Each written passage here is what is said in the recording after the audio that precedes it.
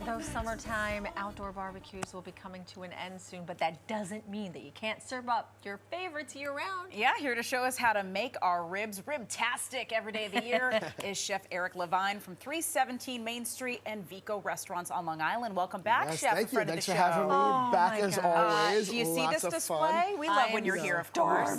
See, lots of good stuff for you today.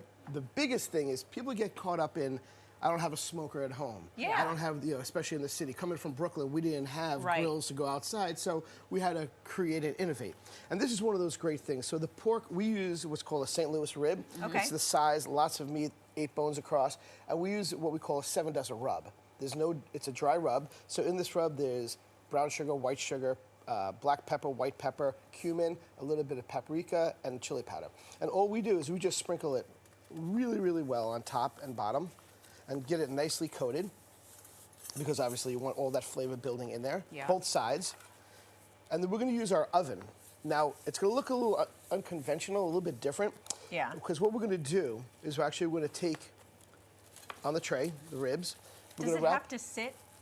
Well, we let it sit overnight just because it absorbs more of the flavor, but then we wrap it in plastic wrap, right? We put it in the plastic wrap, and then we put it in tin foil. Okay. So what this does is this kind of creates a vacuum inside, so we allow it, the ribs to cook, and then we'll brush it and we'll finish it in the oven uncovered. But we do it for a low, the way to go with ribs, low and slow. So you want to go about 250 for about 3 hours. 3 hours, right? and then if you sear it on top, how do you do that at the end? You can do that in the pan. Well, I'm going to show you. Okay. So what you're going to do is once you cook it, you're going to put it in the oven. Okay. Right? And about 2.5, 3 hours later, you're going to pull it out. At 250. At 250, right? Okay. Then you're going to crank it to about 450 degrees. Then that'll give you the sear, and then you can finish with your, then you can finish with the sauce, and you're left with this. So you don't need to have an expensive, though there are great expensive, nice smokers. Yeah. You get the effect that you want by doing it in the oven, because most people in the city, they don't have smokers or grills, but you can do it the same way. And again, you can see the ribs, the rub in there. It's got a nice char to it, and then we have the beautiful ribs finished product. I know our viewers are wondering though, the plastic doesn't It does not melt. No, it does not, because the tin foil creates an insulation on the outside. We do a lot of cooking classes at 317 Main Street and at Vico, and we talk about these little tricks that you could do at home, because most people would think plastic burns. Well, you're not hitting.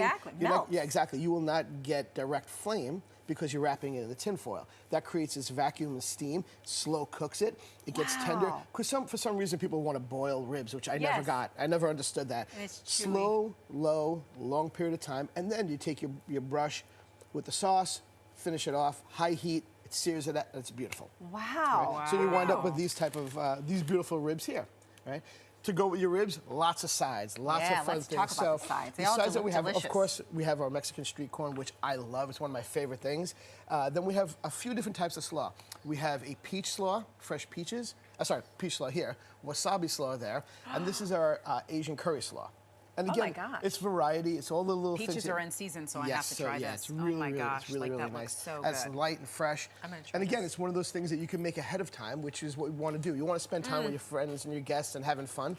And then as another side we have is this pulled mojo pork tartlet that has an apple slaw on top of it. You guys have to see this. It's in a little tart shell. It's a little tart shell, so you just bake it off. Thing you've ever seen. Again, it's one of those things you could do ahead of time, nice and fun, simple. It's an individual portion, which is great because you don't have to pile everything on your plate. You can take what you need as you want it. Awesome. That's one of the things that we try to always do. It looks complicated, but it's not. No, we smoke and cook the mojo for 8 hours, but then we pull it, put it in the tartlet, top it with the slaw. Again, it's easy things you can do, prepare ahead of time. How do you do the corn if you're in an apartment? So what you could do is you could take it in a sheet pan, high temperature, sear it in the oven at like 450 degrees, let it get charred on the outside, then your mayo, then your cheese on top of that, then throw it back in, let it melt a little bit. Right? And of course you have some cornbread. Oh, yes, we do. Because who doesn't love a good piece of cornbread with ribs and slaw and corn? And then we have these beautiful little rainbow skewers.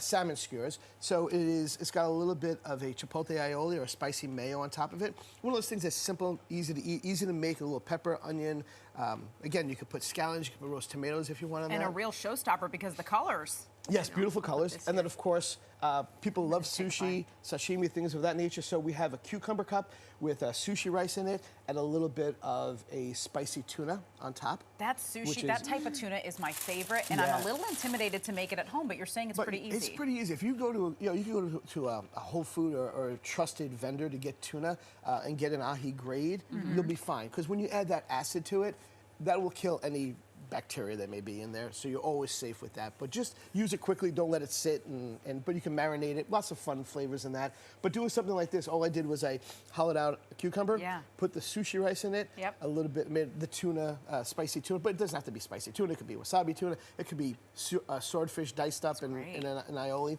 It's simple like that. My favorite part, Yeah, dessert. Well, this one is kind of a quasi-dessert because what we did is we made a whipped ricotta, and then we roasted some balsamic strawberries. Sign me up. So it's something that's got the acidity from the balsamic and the sweetness from the strawberries. It's got that. Wow, It's got a nice little balance to it. Again, something you can do ahead of time. Something that can be done for the family to pick and take, and they don't have to have a whole Perfect portions. Exactly. That's what it's about. It's easier that way. Yeah. You can control. You know how many people you're having, and you can do one, 1.5, half, depending on the group that you have coming in. We've run out of time, so the last So two the last are? two items. So this is a wild berry mousse, and then this is an orange crepe, and you really want to try this. Okay. You definitely want Twist to try my this. arm. Yes. So it's a mini crepe that we make this orange mousse in, and just a little bit of a vanilla sauce, but it's got a great flavor profile, a little grated orange on top of it. Again, these are things that we do at 317 Main Street and at Vico and Farmingdale. that is delicious. We're always there, and we always have fun with food, as you know. Go visit Chef Eric in Long Island. The presentation is just outrageous. The taste is even better, so high five to you, Chef. Thanks for having me, as always. All right, so that's all for Labor Day. There are your ideas. Post pictures of your party and tag us all, right? There you go. Right.